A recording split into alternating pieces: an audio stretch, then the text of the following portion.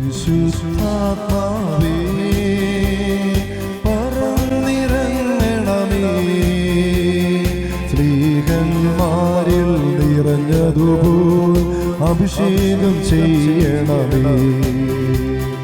പരിശുദ്ധാത്മാവേ പറന്നിറങ്ങണമേ, സ്ത്രീകന്മാരിൽ നിറഞ്ഞതുപോൽ അഭിഷേകം ചെയ്യണമേ. നിറയണമേ നിറയണമേ, കവിയണമേ കവിഞ്ഞൊഴുകണമേ. നിറയണമേ നിറയണമേ, കവിയണമേ കവിഞ്ഞൊഴുകണമേ. ജോർദാൻ നദിക്കരയിൽ പ്രാവിൻ രൂപത്തിൽ വന്ന് അഭിഷേകമായി തീർന്ന പാവനാത്മാവേ, ലോകസുഖമേകും അശുദ്ധിയിൽ നിന്നും കാത്തുരക്ഷിച്ചനുഗ്രഹമേകണമേ.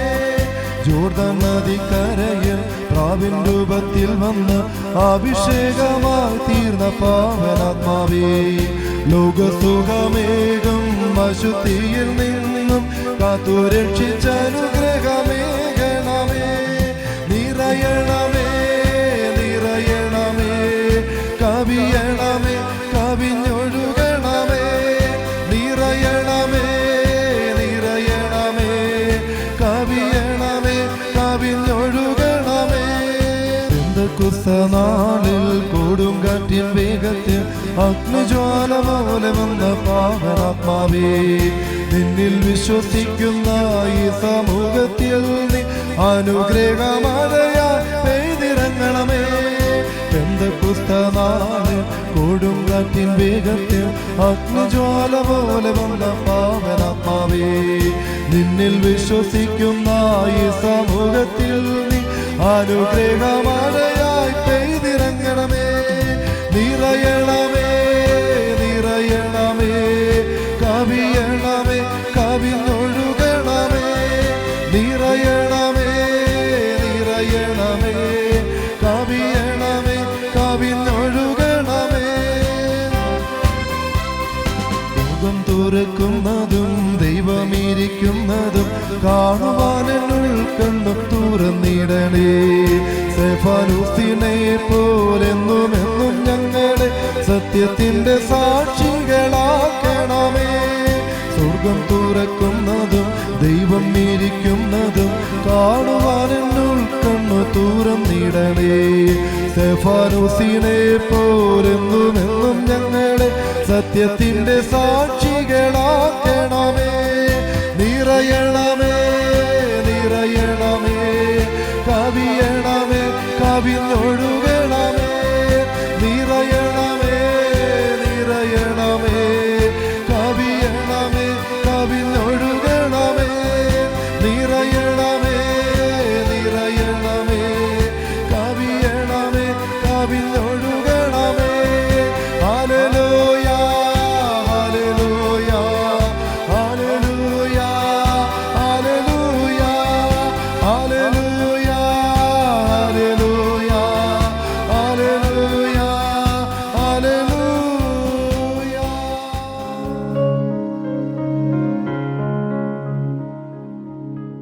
ഇവിടെ ഒരു ദൈവത്തെ സ്വന്തമാക്കാൻ ഇന്ന് ലോകത്തിലെ ഏറ്റവും വലിയ ആയുധമാണ് ജപമാല പ്രാർത്ഥന.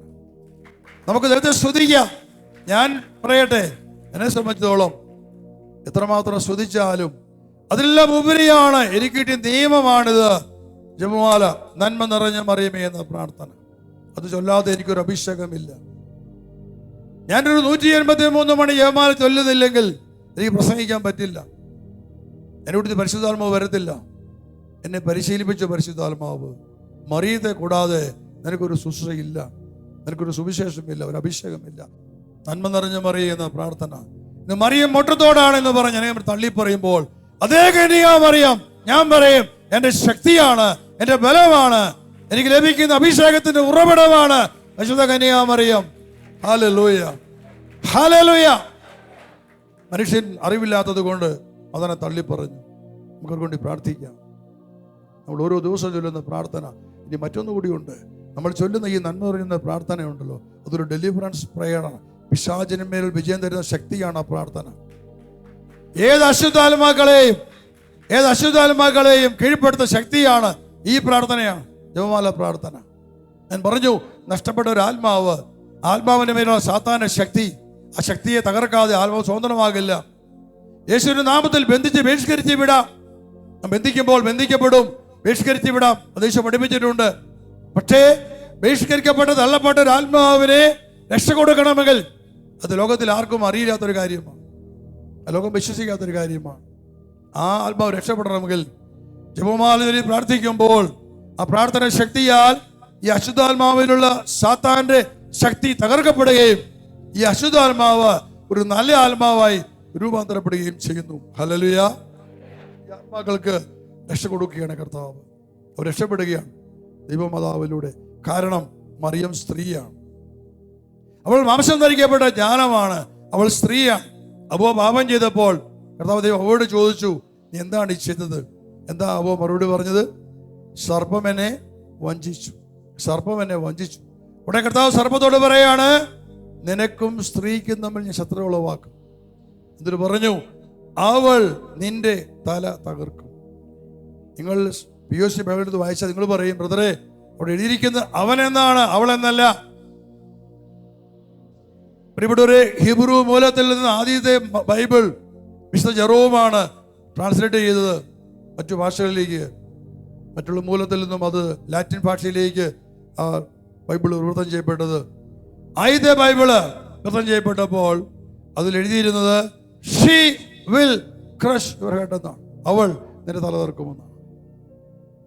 പക്ഷേ കാലം കടന്നുപോയി കഴിഞ്ഞപ്പോൾ പിന്നീട് പല വിവർത്തനങ്ങളുണ്ടായി. മറ്റുള്ള പല സഭകളുമായി, ഗുഡ് ന്യൂസ് അവരുമായി കൂടിച്ചേർന്നപ്പോൾ ഇത്തിരി കോംപ്രമൈസ് വന്നു, പല വാക്കുകൾ മാറി. ചിന്ത വന്നു, എങ്ങനെയാണ് അവൾ തല തകർക്കുന്നത്? സ്ത്രീ മറിയം ഒരു സാധാരണ സ്ത്രീ, അത് തെറ്റാണ്. അതുകൊണ്ട് എന്ത് ചെയ്തു പണ്ഡിതന്മാരത് അവൻ എന്നാക്കി, ഹീ വിൽ ക്രഷ് എന്നാക്കി. അപ്പൊ നമ്മുടെ വയൽ കിടക്കുന്ന അവൻ എന്നാണ്, തെറ്റാണ്. അവനല്ല തല തകർക്കുന്നത്. ഒരു സ്ത്രീയാണ് വഞ്ചിക്കപ്പെട്ടത്, അവ വഞ്ചിക്കപ്പെട്ടു. അതുകൊണ്ട് തന്നെ കർത്താവ് പറഞ്ഞു, അവളെ വഞ്ചിച്ച് നിന്റെ തല തകർക്കാൻ I will send A woman, ഒരു സ്ത്രീയെ അയക്കും. She will crush your head, അവൾ നിന്റെ തല തകർക്കും.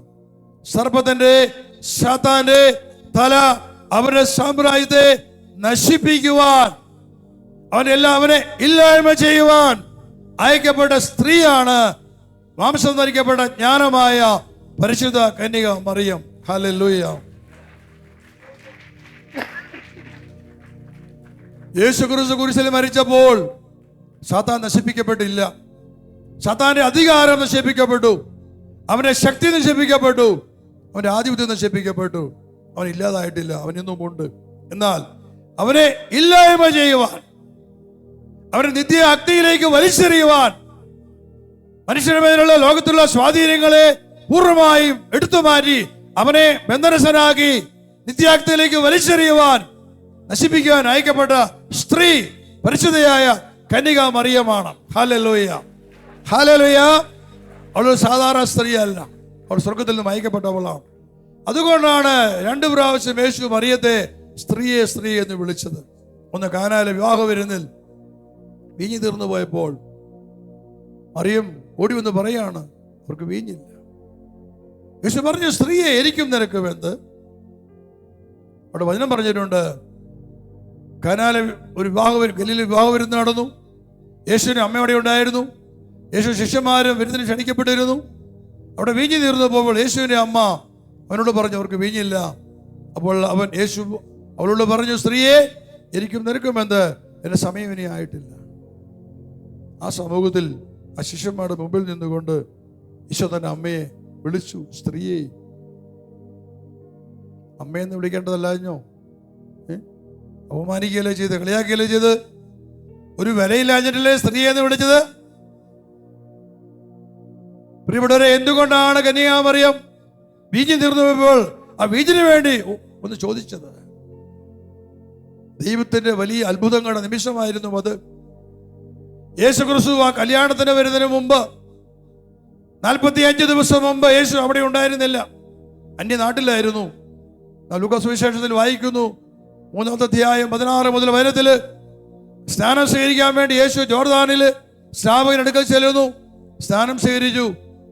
ലൂക്കാ സുവിശേഷം 4-ാമത്തെ അധ്യായം 1 മുതൽ വചനത്തിൽ വായിക്കുന്നുണ്ട്. ആത്മാവ് യേശു പരിശുദ്ധാത്മാവ് നിറഞ്ഞവനായിട്ട് മാറി. സ്നാനം സ്വീകരിച്ചു കഴിഞ്ഞപ്പോൾ യേശു പരിശുദ്ധാത്മാവ് നിറഞ്ഞവനായിട്ട് മാറി. അടുത്ത വചനം പറഞ്ഞിരിക്കുന്നു, ആത്മാവ് യേശുവിനെ മരുഭൂമിയിലേക്ക് നയിച്ചു. പിശാചിനാൽ പരീക്ഷിക്കപ്പെട്ട് അവൻ 40 ദിവസം മരുഭൂമിയിലായിരുന്നു. 40 ദിവസങ്ങള് ഒന്നും ഭക്ഷിക്കാതെ പാനം ചെയ്യാതെ നിരന്തരം ഉപവാസത്തില് അവൻ ദൈവത്തിന്റെ കൂടെയായിരുന്നു. വീണ്ടും 4-ാമത്തെ അധ്യായം 16 വചനം പറഞ്ഞിരിക്കുന്നു, യേശു ആത്മാവിന്റെ ശക്തിയോടുകൂടി ഗലീലയിലേക്ക് മടങ്ങിപ്പോയി. ആത്മാവിന്റെ ശക്തിയോടുകൂടി. ശ്രദ്ധിക്കണമേ, പരിശുദ്ധാത്മാവിനെ സ്വീകരിച്ചപ്പോൾ യേശു ആത്മാവിൽ നിറഞ്ഞു. 40 ദിവസം പ്രാർത്ഥന കഴിഞ്ഞപ്പോൾ അവൻ ആത്മാവിൽ ശക്തി പ്രാപിച്ചു, ശക്തനായിട്ട് മാറി. മടങ്ങിപ്പോവുകയാണ്, ഗലീലയിലേക്ക് മടങ്ങിപ്പോയി. അതേ ഗലീലയിലെ കാനായിലാണ് ഈ വിവാഹ വിരുന്ന് നടക്കുന്നത്. 3-ാം ദിവസം എന്ന് പറഞ്ഞിരിക്കുകയാണ്. എങ്ങനെ വിശ്വസിക്കുന്നു? യേശു തിരിച്ചു നാട്ടിൽ വന്നു, ശിഷ്യന്മാരെ കുറെ പേരെ തെരഞ്ഞെടുത്തു. അപ്പോൾ യേശു അറിയുന്നു തന്നെ വിവാഹത്തിന് ക്ഷണിച്ചിട്ടുണ്ട്. യേശു അവിടെ ചെല്ലുകയാണ്, ശിഷ്യന്മാരും കൂടെയുണ്ട്. ഇതാ വീഞ്ഞ് തീർന്നു പോയപ്പോൾ യേശുവിന്റെ അടുക്കലേക്ക് സ്ത്രീയായ മറിയത്തെ പറഞ്ഞു വിട്ടത് പരിശുദ്ധാത്മാവാണ്. മറിയത്തിൽ വസിക്കുന്ന പരിശുദ്ധാത്മാവിന്റെ അഭിഷേകമാണ് മറിയത്തെ യേശുവിലേക്ക് നയിച്ചത്. മറിയത്തിൽ വസിച്ച പരിശുദ്ധാത്മാവിന്റെ അഭിഷേകം എന്നാണ് ഞാൻ പറഞ്ഞത്. അതെ, പരിശുദ്ധ മറിയത്തിന് അഭിഷേകമുണ്ട്. ലോകത്തിന് അജ്ഞാതമായ ഒരു അഭിഷേകം കന്യാമറിയത്തിലുണ്ട്. അത് ലോകത്തിലെ എല്ലാ അഭിഷേകങ്ങളുടെയും മുകളിലാണ്. എല്ലാ അഭിഷേകങ്ങളുടെയും മുകളിൽ അഭിഷേകമാണ് മറിയത്തിന്റെ അഭിഷേകം. ലൂക്കാ സുവിശേഷം 30 വായിക്കുന്നു, ദൂതൻ വന്ന് മറിയത്തോട് വചനം പറയുന്നു. അപ്പോൾ മറിയം പറഞ്ഞു, ഇതെങ്ങനെ സംഭവിക്കും? ഞാൻ പുരുഷനെ അറിയുന്നില്ല. ദൂതൻ മറുപടി പറഞ്ഞു, പരിശുദ്ധാത്മാവ് നിന്റെ മേൽ വരും. വീണ്ടും ദൂതൻ പറഞ്ഞു, അത്യുന്നതന്റെ ശക്തി നിന്റെ മേൽ ആവസിക്കും. അത്യുന്നതന്റെ ശക്തി നിന്നെ ആവസിക്കും. 2 കാര്യമാണ് ദൂതൻ പറഞ്ഞത്. ആദ്യം പറഞ്ഞു പരിശുദ്ധാത്മാവ് നിന്റെ മേൽ വരും.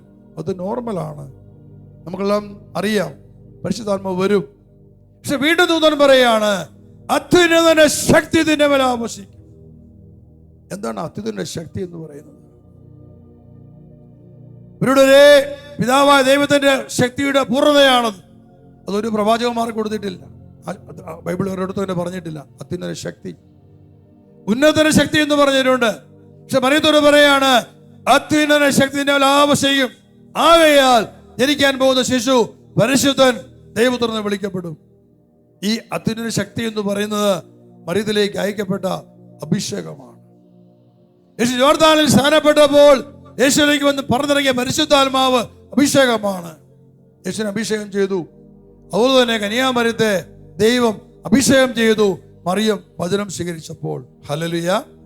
കാരണം അഭിഷേകം വേണം, ശക്തമായി നിൽക്കുന്ന അഭിഷേകം വേണം. അങ്ങനെ മറിയത്തെ ദൈവം അഭിഷേകം ചെയ്തു. അഭിഷേകത്തിന്റെ ശക്തിയാലാണ് വചനം മാംസം ധരിക്കപ്പെട്ടത്. പലരും പറയും കന്യാമറി ദൂരത്തിൽ ഈശോ ഉണ്ടായിരുന്നു, അതുകൊണ്ടാണ് എലിസബത്തിനെ വീട്ടിൽ ചെന്നപ്പോ എലിസബത്ത് ആത്മാവ് നിറഞ്ഞത്. യേശു കൊണ്ട് സത്യം. അതിനുപരിയായിട്ട് കന്യാമറിയത്തിൽ നിറഞ്ഞിരുന്ന അഭിഷേകം കൊണ്ടാണ് എലിസബത്തിലേക്ക് പരിശുദ്ധാത്മാവ് കടന്നു ചെന്ന് അവളെ അഭിഷേകം ചെയ്തത്. ഹല്ലേലൂയ. പ്രിയമുള്ളവരെ, കന്യാമറിയത്തിൽ അഭിഷേകം മറിയത്തെ ഉണർത്തുകയാണ്.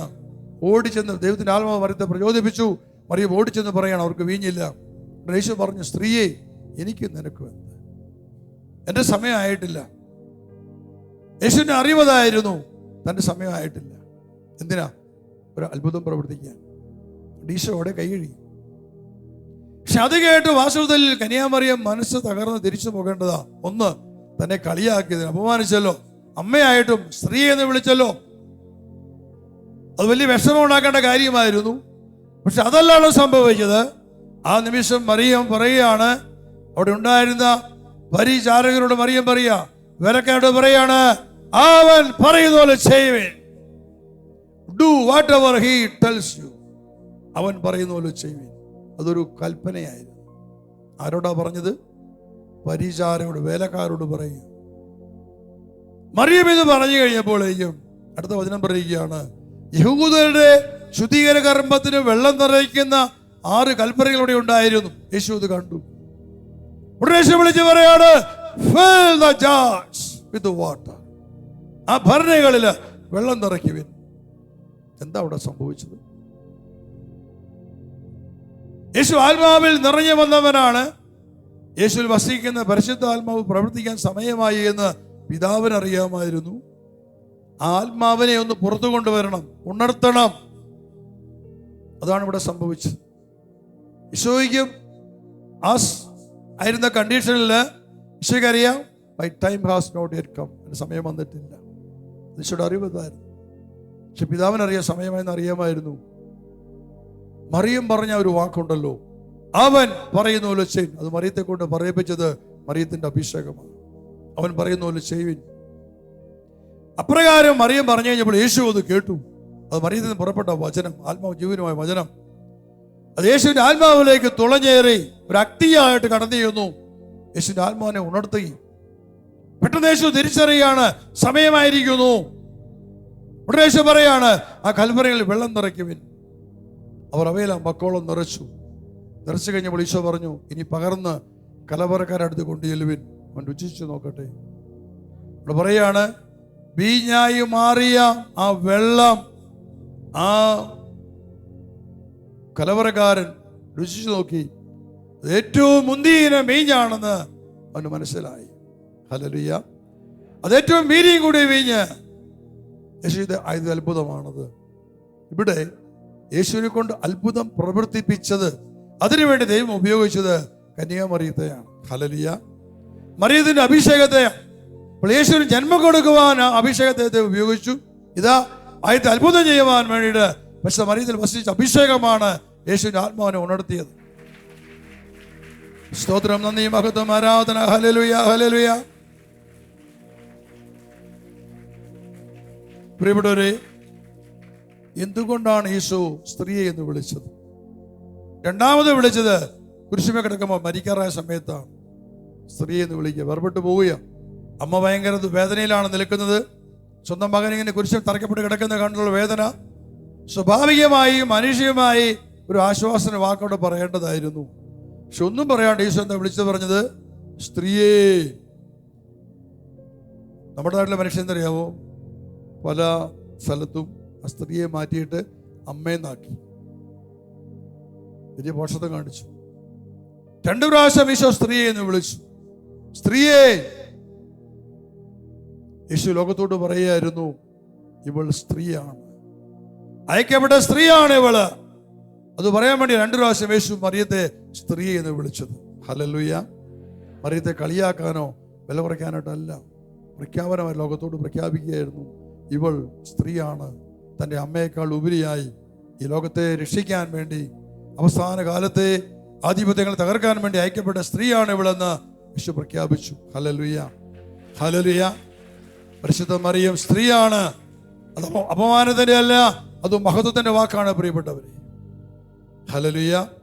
ആ സ്ത്രീയാണ് വെളിപാട് പുസ്തകത്തിൽ 12 നമ്മൾ കാണുന്നത്.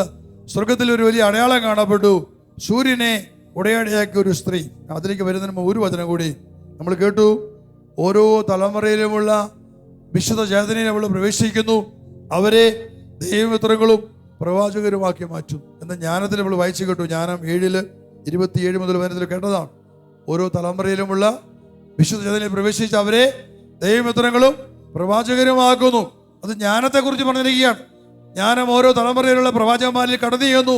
എലിയ, എലീഷ, ഓരോരോ സോളമൻ, ഓരോ പ്രവാചകന്മാരിൽ ജ്ഞാനം കടന്നു ചെന്നിരുന്നു. ദാവീദ്, ദാനിയേല് ഒക്കെ. എന്നാൽ ജ്ഞാനം മാംസം ധരിക്കപ്പെട്ടതിന് ശേഷം, ആ ജ്ഞാനം മാംസം ധരിക്കപ്പെട്ടതിന് ശേഷം ഇതാ മാംസം ധരിക്കപ്പെട്ട ജ്ഞാനമായ പരിശുദ്ധ മറിയം എലിസബത്തിന്റെ വീട്ടിലേക്ക് കടന്നു ചെന്ന് കഴിഞ്ഞപ്പോൾ മറിയത്തിൽ നിന്ന് പുറപ്പെട്ട ശക്തി, അഭിഷേകം ഉദരശിശുവായ യോഹന്നാനിലേക്ക് കടന്നു ചെന്ന് അവനെ ഒരു പ്രവാചകനാക്കി മാറ്റി. Hallelujah, hallelujah. യോഹന്നാന്റെ പ്രവാചകനായി മാറി. കന്യാമറിയത്തിൽ അഭിഷേകം ചെയ്യപ്പെട്ടു. ഗബ്രിയേൽ ദൂതൻ സക്കറിയ പുരോഹിതനോട് പറഞ്ഞിരുന്നു, നിന്റെ ശിശു ഉദരത്തിൽ വെച്ച് തന്നെ പരിശുദ്ധാത്മാവ് കൊണ്ട് നിറയും. അവൻ ഏലിയ പ്രവാചകന്റെ തീക്ഷ്ണതയോടെ അവൻ കർത്താവിന് വേണ്ടി മുന്നോട്ട് പോകുമെന്ന് പറഞ്ഞിരുന്നു. ഏലിയയുടെ ചൈതന്യം ഈ യോഹന്നാന് ഉദരത്തിൽ വെച്ച് കിട്ടുന്നത് കന്യാ മറിയത്തിലൂടെയാണ്, മറിയത്തിന്റെ അഭിഷേകത്തിലൂടെയാണ്. Hallelujah, hallelujah. ഓരോ തലമുറയിലുമുള്ള ചേതനകളിൽ ജ്ഞാനം പ്രവേശിച്ചു. അത് പഴയ നിയമത്തിൽ പറഞ്ഞത് വ്യക്തമായി അത് മറിയം, ജ്ഞാനത്തിന്റെ മാംസം ധരിക്കപ്പെട്ടത് മറിയമാണെന്നുള്ള തെളിവാണ് ഇവിടെ സംഭവിച്ചത്. എലിസബത്തിന് വീട്ടിൽ കടന്നു ചെന്നതും ഉദര ശിശുവിനെ അഭിഷേകം ചെയ്തതും എലിയ പ്രവാചകന്റെ അഭിഷേകം. ഹല്ലേലൂയ. ഇവിടെ ഒരു പരിശുദ്ധ മറിയം മാംസം ധരിക്കപ്പെട്ട ജ്ഞാനം ഇതാ നമ്മൾ കാണുന്നു. വെളിപാട് പുസ്തകം 12 കാണുന്നു. യോഹന്നാൻ കാണുകയാണ്, സ്വർഗത്തിൽ ഒരു അടയാളം കാണപ്പെട്ടു, ഒരു വലിയ അടയാളം. സൂര്യനെ ഉടയടയാക്കിയ ഒരു സ്ത്രീ, അവളുടെ പാദങ്ങൾക്കടിയിൽ ചന്ദ്രൻ, ശിരസിൽ 12 നക്ഷത്രങ്ങളുടെ കിരീടം. ഒരു വലിയ അടയാളമാണ് കാണപ്പെട്ടത്. ഒരു സ്ത്രീ, സൂര്യനെ ഉടയടയാക്കിയ സ്ത്രീ. എന്താ ഉടയട എന്ന വാക്കിന്റെ അർത്ഥം? വസ്ത്രം.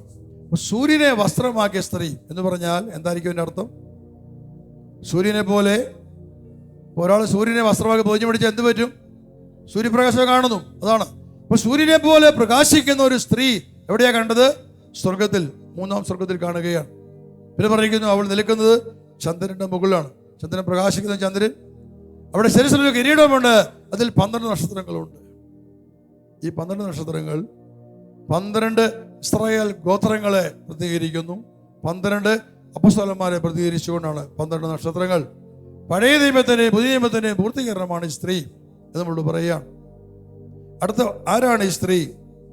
5-ാമത്തെ വചനം പറഞ്ഞിട്ടുണ്ട്. ആരാണ് ഈ സ്ത്രീ? അവൾ ഒരു ആൺകുട്ടിയെ പ്രസവിച്ചു, സകല ജനപദങ്ങളെയും ഇരുമ്പ് ദണ്ടുകൊണ്ട് ഭരിക്കാനുള്ളവനാണ് അവൻ. ഈ സ്ത്രീ ഒരു ആൺകുട്ടിയെ പ്രസവിച്ചു, സകല ജനപദങ്ങളെയും ഇരുമ്പ് ദണ്ടുകൊണ്ട് എന്ന് പറഞ്ഞാൽ സകല ജനപദങ്ങളുടെ മേൽ ആധിപത്യം, അധികാരമുള്ളവൻ, ശക്തിയുള്ളവൻ. ഒരു ശിശുവിനെ ഈ സ്ത്രീ പ്രസവിച്ചു. ആ ശിശു ആരാണ്? ആ ശിശു? എല്ലാ മനുഷ്യരുടെ മേൽ ആധിപത്യവും അധികാരമുള്ളവൻ യേശുക്രിസ്തുവാണ്. അപ്പോൾ ആ ശിശു യേശുക്രിസ്തുവാണെങ്കിൽ പ്രസവിച്ച സ്ത്രീ ആരായിരിക്കണം? പരിശുദ്ധ കന്യാമറിയമായിരിക്കണം. Hallelujah, hallelujah. അതുകൊണ്ട് തന്നെ വെളിപാട് 12 സ്ത്രീ കന്യകാ മറിയമാണ്. സ്ത്രീയായ മറിയം, സൂര്യനെ പോലെ പ്രകാശിക്കുന്നവള്, അമലോത്ഭവയായ മറിയം, പരിശുദ്ധയായ മറിയം. അതുകൊണ്ടാണ് ആ പ്രകാശത്തിൽ അവളെ കാണപ്പെട്ടത്. പ്രിയപ്പെട്ടവരെ, 2-ാമത്തെ വചനം പറഞ്ഞിരിക്കുന്നു. 2-ാമത്തെ വചനം, അവൾ ഗർഭിണിയായിരുന്നു, പ്രസവ വേദനയാൽ അവൾ നിലവിളിച്ചു, പ്രസവ ക്ലേശത്താൽ അവൾ ഞെരുങ്ങി. സ്വർഗത്തിലാണ് ഈ അടയാളം കാണപ്പെട്ടത്. സ്വർഗത്തിൽ ഒരു ഗർഭധാരണം ഇല്ല. കാരണം അവിടെ ശരീരമല്ല, അവിടെ ആത്മാവേ ഉള്ളൂ. ആത്മീയ മനുഷ്യരാണ്. അവിടെ മക്കൾ ജനിക്കുന്നില്ല, അവിടെ വിവാഹം കഴിക്കുന്നില്ല, ഒന്നുമില്ല. അവിടെ ഒരു മലഹമാർക്ക് സദൃശരാണ് എല്ലാവരും. പക്ഷെ ഈ സ്ത്രീ ഗർഭിണിയാണ്. ഇവൾ പ്രസവ വേദനയാൽ നിലവിളിക്കുകയാണ്, പ്രസവ ക്ലേശത്താൽ ഞെരുങ്ങുകയാണ്. ഒരു കുഞ്ഞിനെ പ്രസവിക്കുവാനുള്ള വലിയ വേദന ഈ സ്ത്രീ കാണിക്കുകയാണ്. പ്രിയപ്പെട്ടവരെ, ഇത് നമ്മളോടുള്ള സന്ദേശമാണിത്. സ്ത്രീയായ മറിയം 2000 വർഷങ്ങൾക്ക് മുമ്പ് യേശുക്രിസ്തുവിനെ ഗർഭം ധരിച്ച് ലോകത്തിന് തന്നു. 2000 വർഷം കടന്നുപോയി. ലോകം ഇന്ന് നാശത്തിലാണ് ജീവിക്കുന്നത്, പാപത്തിലാണ് മനുഷ്യൻ ജീവിക്കുന്നത്. അതുകൊണ്ട് മറിയത്തിന് വലിയ വേദനയാണ്. തന്റെ പുത്രനെ ലോകം സ്വീകരിക്കുന്നില്ല, എല്ലാവരും പാപത്തിൽ ജീവിക്കുകയാണ്. മനുഷ്യ ഹൃദയങ്ങളിലേക്ക് യേശുവിനെ കൊടുക്കണം, വചനം കൊടുക്കണം. ആ മറിയത്തിന്റെ വലിയൊരു വേദനയാണ് ഇവിടെ കാണിച്ചു തന്നിരിക്കുന്നത്. പ്രസവ വേദന അനുഭവിക്കുന്ന ഒരു സ്ത്രീ, അതാണ് നമ്മളെ കാണിച്ചു തരുന്നത്. പ്രിയപ്പെട്ടവരെ, ഈശോയെ കൊടുക്കുവാനുള്ള കന്യാമറിയത്തിന്റെ വേദന. അതുകൊണ്ടാണ് കന്യാമറിയം ലോകത്തിന്റെ അനേകം ഇടങ്ങളിൽ പ്രത്യക്ഷപ്പെട്ടുകൊണ്ടിരിക്കുന്നത്. ഇന്ന് ലോകത്തിലേക്ക് വന്നുകൊണ്ടിരിക്കുന്നത് ദൈവദൂതന്മാരല്ല, ദൈവമാതാവാണ്. ഫാത്തിമയില്, ലൂർദില്, കരബന്താള്, മച്ചുകരെ, അനേകം ഇടങ്ങൾ, വേളാങ്കണ്ണി, ഇവിടെല്ലാം കടന്നു വന്നത് ദൈവമാതാവാണ്. മറ്റു വിശുദ്ധന്മാരാരുമല്ല, മാലാഖമാരാരുമല്ല. ദൈവമാതാവ് എന്ന് പറയുകയാണ്. സംഭവിക്കാൻ പോകുന്ന കാര്യങ്ങൾ, ദുരന്തങ്ങൾ പ്രാർത്ഥിക്കുക. കാരണം ഇത് മറിയത്തിന്റെ വേദനയാണ്. മനുഷ്യരെ പശ്ചാത്തലത്തിൽ നയിക്കുന്ന മാതാവിന്റെ പ്രവൃത്തിയാണത്. ഇതും ദൈവമാതാവ് നമ്മോട് ആവശ്യപ്പെടുന്നതാണ്. അവൻ പറയുന്ന പോലെ ചെയ്യുക.